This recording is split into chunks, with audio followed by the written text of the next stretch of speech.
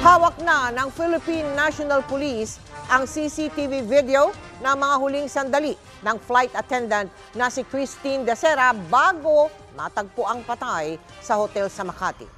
Ang mga kuhang ito, inaasahang magbibigay linaw sa investigasyon sa insidente. Ibinigay sa GMA News ang ilang clips ng naturang video at yan ang tinutukan ni Marisol Abdurrahman. Dalawang maikling clip mula sa kuha ng CCTV ang ibinigay ng source sa GMA News. Kuha sa hallway sa labas ng kwarto kung saan nag-New Year's party ang grupo kasama ang flight attendant na si Christine Dacera.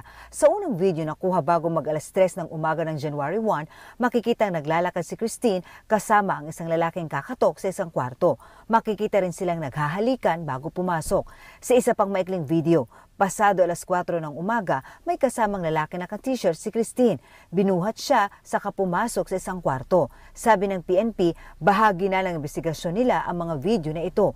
Kailangan daw nilang mapanood ng buo ang kuha ng CCTV para mabuo ang kwento at makita kung sino